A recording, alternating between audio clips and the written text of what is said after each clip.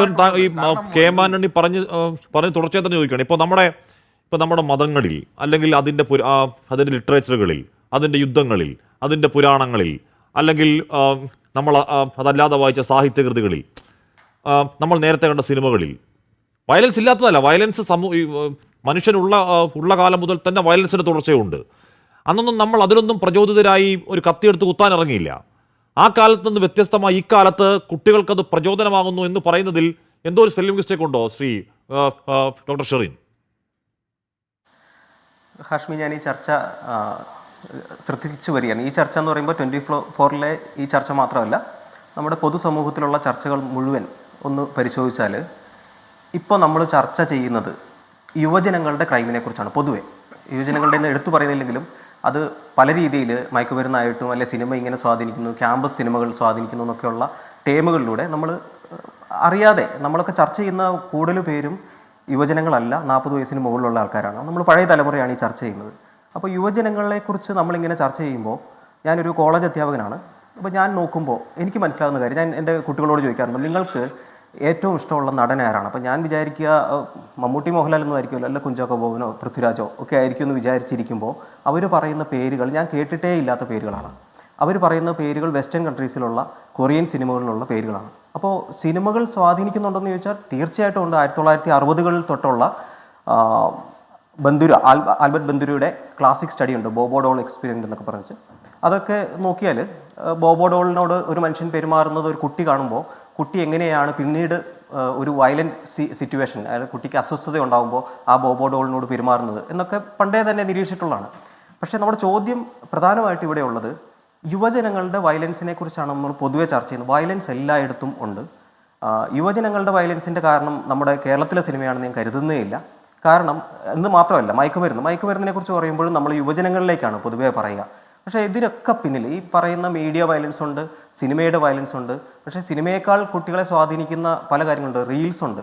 അപ്പോൾ കുട്ടികളുടെ attention span എന്ന് പറയുന്നത് വളരെ കുറവാണ്. ഒരു സിനിമ 2.5 മണിക്കൂർ നേരത്തെ ഒരു സിനിമ കണ്ട് എൻജോയ് ചെയ്യുന്ന ആളുകളല്ല കൂടുതലും യുവജനങ്ങൾ. അവർ റീൽസാണ് അവർ കൂടുതലും പ്രിഫർ ചെയ്യുന്നത്. അപ്പോൾ അവരുടെ അറ്റൻഷൻ സ്പാൻ വളരെ കുറവാണ്.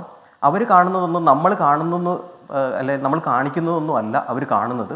അപ്പോൾ അങ്ങനെയുള്ള വ്യത്യാസങ്ങൾ അവിടെ ഉണ്ട്. അപ്പോൾ നമ്മളവരെ ചെക്ക് ചെയ്യുമ്പോൾ, നമ്മൾ അവരെക്കുറിച്ച് പറയുമ്പോൾ, വിലയിരുത്തുമ്പോൾ ഈ നമ്മുടെ സമൂഹത്തിൽ കാണുന്ന കാരണങ്ങളാണ് ഇതിന് പിന്നിൽ നമ്മൾ വെറുതെ ആട്രിബ്യൂട്ട് ചെയ്യുന്നതാണ്. ലോകത്ത് നടക്കുന്ന എല്ലാ മാറ്റങ്ങളും അറിയുന്ന ആളുകളാണ് യുവതലമുറ. അപ്പോൾ അതുകൊണ്ട് എൻ്റെ ഒരു അഭിപ്രായത്തിൽ യുവതലമുറയെ ഇരുത്തി ചർച്ച ചെയ്താണ് നമ്മൾ ഇതിനെക്കുറിച്ച് മനസ്സിലാക്കേണ്ടത്. അവരുടെ കാഴ്ചപ്പാടുകൾ വളരെ ഡിഫറൻ്റ് ആണ്. ഇപ്പോൾ നമുക്ക് ഈ സൊസൈറ്റി എടുത്തു കഴിഞ്ഞാൽ, കേരളത്തിലെ സൊസൈറ്റി എടുത്തു കഴിഞ്ഞാൽ കളക്ടിവിസ്റ്റിക് ആയിട്ടുള്ള ഒരു സൊസൈറ്റിയാണ് കേരളത്തിലും ഇന്ത്യയിലും പൊതുവേ ഉണ്ടായിരുന്നത്. ആ ഒരു കൾച്ചർ മാറി ശരിക്കും വെസ്റ്റേൺ കൺട്രീസിലുള്ള ഇൻഡിവിജ്വലിസ്റ്റിക് കൾച്ചർ ഇപ്പോൾ വന്നു കഴിഞ്ഞു. എങ്ങനെയാണെന്ന് ചോദിച്ചാൽ പുതിയ ടെക്നോളജി, പ്രത്യേകിച്ച് ഇൻ്റർനെറ്റ്, മൊബൈൽ ഫോണിലൂടെ ആ ടെക്നോളജിയിലേക്ക് ഇവർ എക്സ്പോസ്ഡ് ആയി കഴിഞ്ഞു. അപ്പോൾ പുതിയ തലമുറ എന്ന് പറയുന്നത് നമ്മൾ ഇന്ന് ചർച്ച ചെയ്യുന്ന തലമുറയേ അല്ല. അവർ ഒരു വെസ്റ്റേൺ കൺട്രിയുടെ റിഫ്ലക്ഷനാണ് അവർ ഇപ്പോൾ കാണിക്കുന്ന ബിഹേവിയറൊക്കെ തന്നെ. അത് മോശമാണെന്നില്ല കേട്ടോ, കാരണം അതിനകത്ത് ഒത്തിരി നന്മകളുണ്ട്. ആ നന്മകളൊക്കെ ആ കുട്ടികൾ കൊണ്ടുതരും.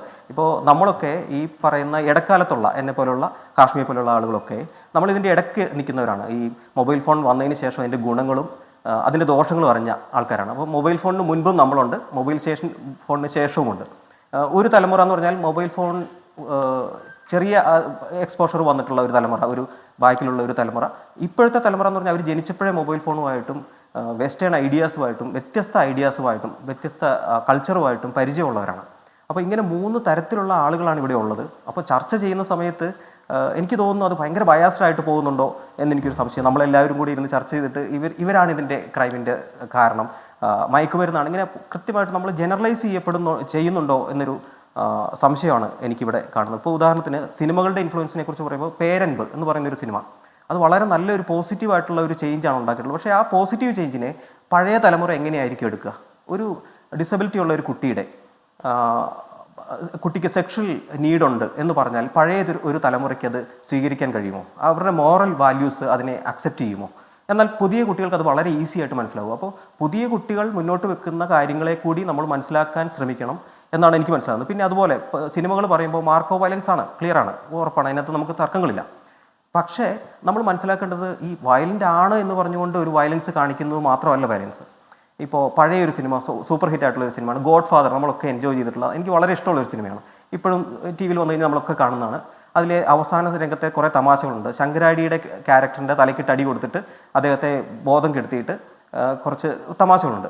ആ തമാശകൾ കാണുമ്പോൾ നമുക്ക് കുഴപ്പങ്ങളൊന്നും തോന്നാറില്ലല്ലോ. ഒന്ന് ചിന്തിച്ച് നോക്കൂ, യഥാർത്ഥത്തിൽ ഒരു മനുഷ്യൻ്റെ തലയുടെ പുറത്ത് ഒരു കമ്പ് കൊണ്ട് അടിച്ചാൽ, വടി കൊണ്ട് അടിച്ചാൽ അയാളുടെ മെഡിലോ ഒബ്ലങ്കേറ്റ തകർന്ന് അയാൾ മരിച്ചു പോകും. അയാൾ തൽക്കാലത്തേന് നമ്മൾ ഉദ്ദേശിക്കുന്ന സമയത്തേന് ബോധം കിട്ടി നിൽക്കില്ല. പക്ഷേ ഇവിടെ നമ്മൾ ശരിക്കും അബോധതലത്തിൽ പല സിനിമകളിലും ഇത്തരം സീനുകൾ റിപ്പീറ്റ് ചെയ്യുമ്പോൾ നമ്മുടെ ഉള്ളിലേക്ക് വരികയാണ് ഒരു തലക്കടി കൊണ്ടുകഴിഞ്ഞാൽ കുറച്ചു നേരത്തിന് ബോധം കെടുമായിരിക്കും, മരിക്കും എന്ന് വിചാരിക്കുന്നില്ല.